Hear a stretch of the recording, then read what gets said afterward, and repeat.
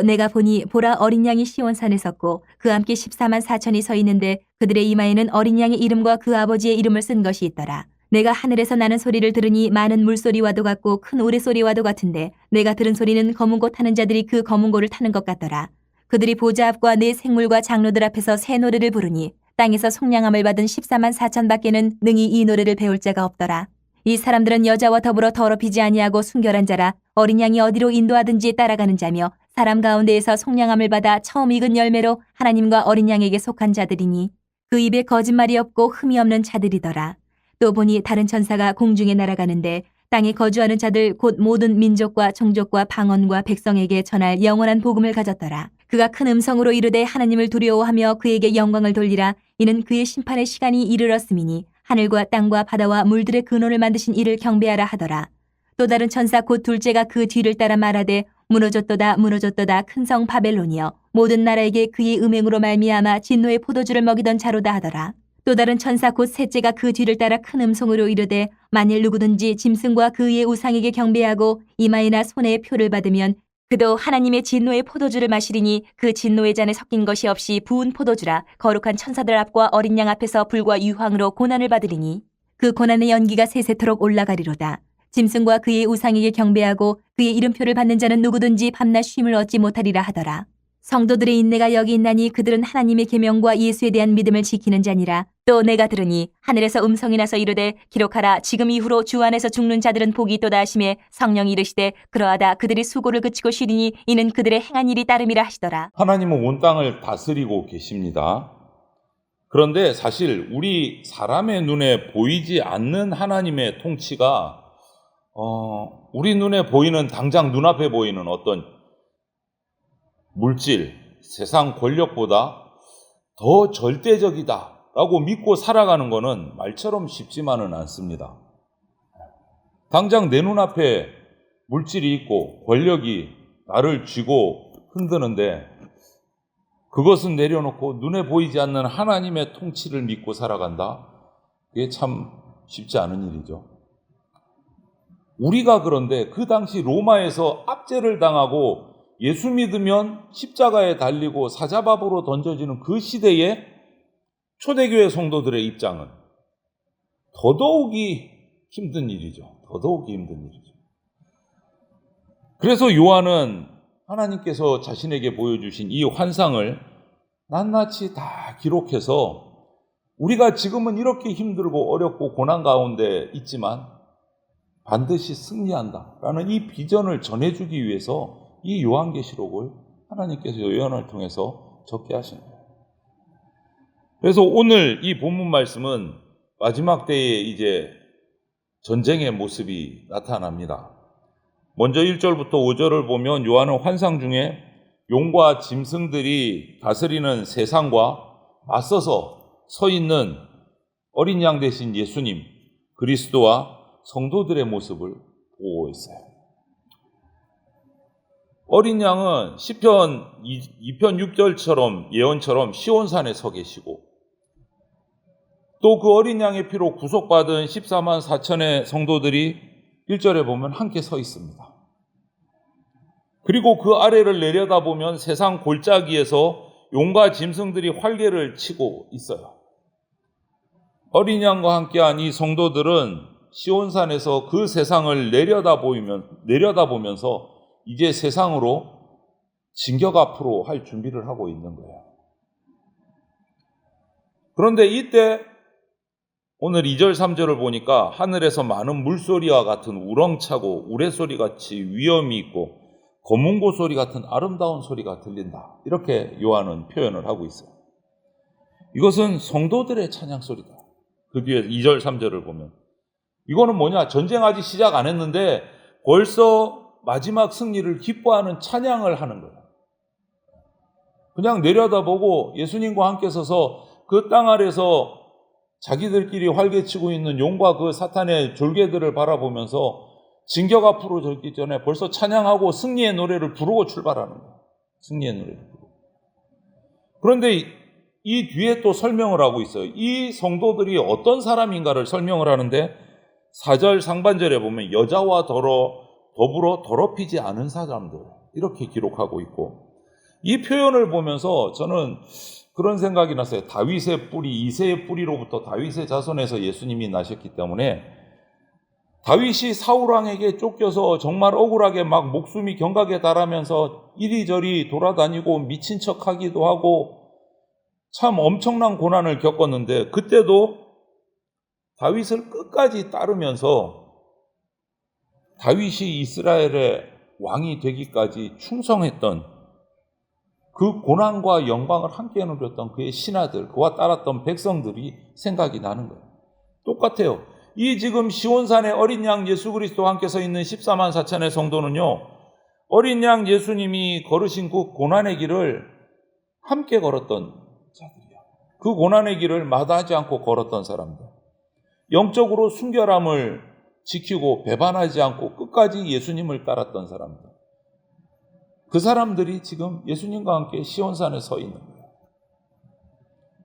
여러분, 이 땅에서 예수님을 따른 사람이 하늘에서도 예수님 곁에 설 수 있습니다.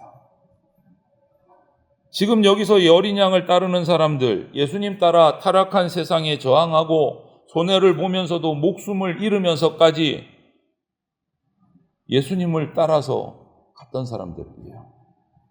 결국 그들은 하늘까지 예수님과 함께 갈 사람들입니다.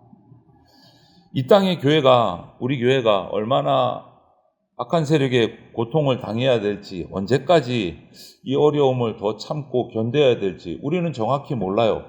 요한계시록은 42달, 한때, 두때, 반때, 1620일 이렇게 표현은 하고 있는데, 그것이 정확하게 얼마인지 우리는 알지 못하지만 정확한 것은 끝이 있다라는 거예요. 이 고난의 때가 끝이 있다. 영원하지 않다.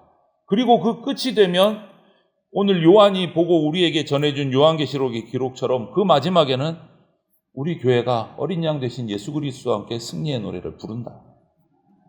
그것은 확실하다.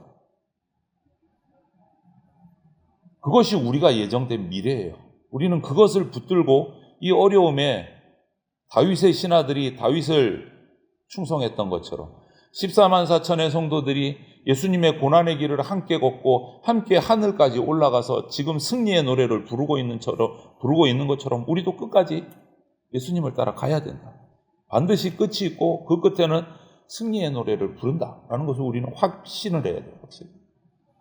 지금 당장은 고난의 길일지 모르지만 그 길 끝에는 세상에서 절대 누릴 수 없는 하늘의 영광이 우리를 위해서 준비되고 있다라는 것을 잊지 마시고 그 소망을 우리가 가지고 나가기를 바랍니다. 이제 어린 양이 이끄는 이 14만 4천의 군대와 용과 짐승들의 군대가 일전을 벌일 때가 됐어요. 그래서 6절부터 13절을 보면 이때 천사들이 딱 전쟁이 시작되기 전에 천사들이 지나가면서 하나님의 말씀을 선포를 합니다. 이 말씀은 전쟁이 벌써 어떻게 진행되는가를 다 설명을 해주는 거예요. 첫 번째 천사가 나타나서 지나가면서 외칩니다. 그런데 이것은 이 성도들을 향한 외침이 아니고 그 밑에 용과 짐승의 권세 아래에 있는 그 자들에게 마지막으로 한 번 더 기회를 주는 거예요. 6절에서 7절을 보면 복음을 선포하고 지나가면서 회개하라고 외쳐요. 끝까지 자비를 베푸셔서 기회를 주시는 거예요. 끝까지. 용의 군대에게 보내는 최후의 통첩과도 같은 거예요. 마지막으로 한 번 더 기회 줄게, 돌아오라. 이 말씀입니다. 첫 번째 천사가 외친. 이제는 정말 끝이다. 마지막으로 한 번 더 기회 줄 테니까 회개하고 돌아오라. 최후 통첩인 거죠. 그렇게 첫 번째 천사가 지나가면서 외칩니다. 두 번째 천사는 8절을 보면 우상숭배 부도덕의 상징인 그 큰 성 바벨론이 곧 용의 군대 기지 본부가 무너졌다라는 것을 선포해요. 전쟁 시작하기도 전에 너의 본부 무너졌어 하고 지나가는 거예요. 본부가 무너졌다. 이것은 뭐죠? 이미 전쟁은 끝났고 승패는 정해져 있고 어린 양의 군대가 승리한다. 이것을 외치는 거예요. 너희 전쟁 본부는 무너졌다라고 선포합니다. 이 큰 성 바벨론은요, 베드로전서 5장 13절을 통해서 그 당시 로마 제국이라고도 볼 수 있고 오늘날을 통해서 보면 하나님을 거부하고 악을 이어나가는 그 악한 세력들 전체를 향해서 하는 말씀입니다. 그리고 세 번째 천사가 지나가면서 외칩니다. 9절에서 11절을 보면 이제 벌써 첫 번째, 두 번째 천사에 통해서 말을 보면 이미 전쟁의 끝은 정해져 있어요. 패전의 기색이 역력함에도 불구하고 끝까지 복음을 거부하는 저들에게 영원한 형벌이 이렇게 있다라고 형벌을 선포하는 모습이 세 번째 천사의 외침이에요. 짐승과 그 우상에게 경배하고 이마나 손에 표를 받은 자들, 결국 불과 유황을 통해서 고난받고 밤낮 쉬지 못한다. 그것이 너희가 받을 형벌이다. 이렇게 외치고 지나가요.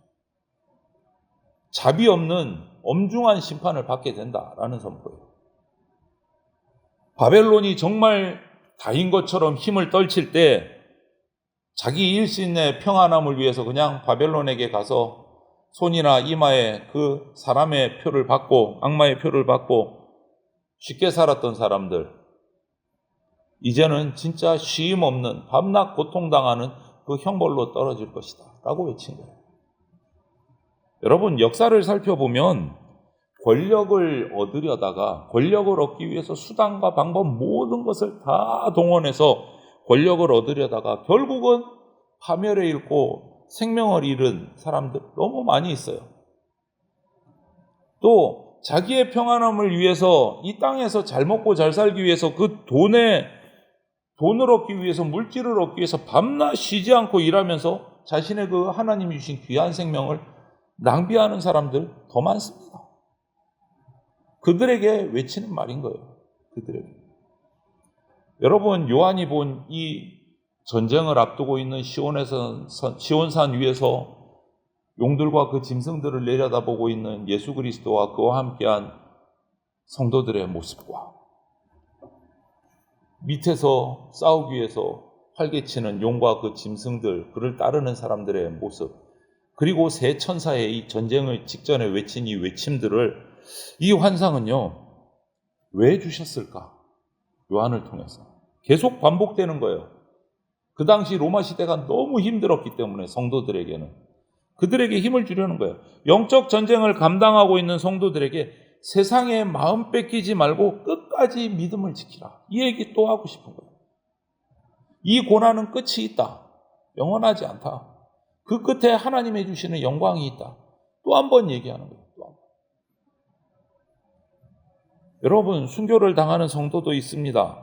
하지만 하나님 품에서 그에게는 쉬는 복이, 쉼의 복이 주어질 겁니다.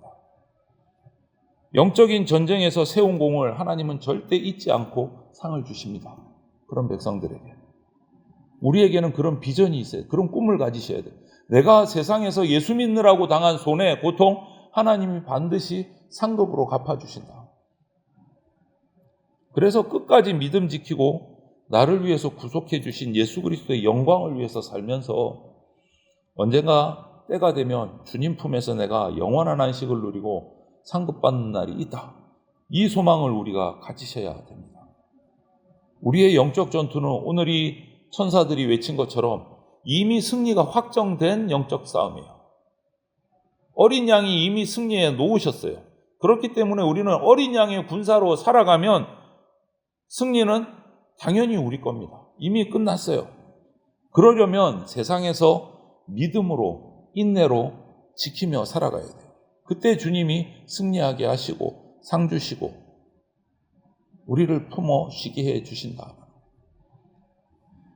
저와 여러분들 성도들의 일상이 오늘 힘겨울 수도 있고 어려울 수도 있지만 우리에게는 이미 보장된 예수님이 주신 약속의 승리의 날이, 미래가 있기 때문에 우리는 복됩니다.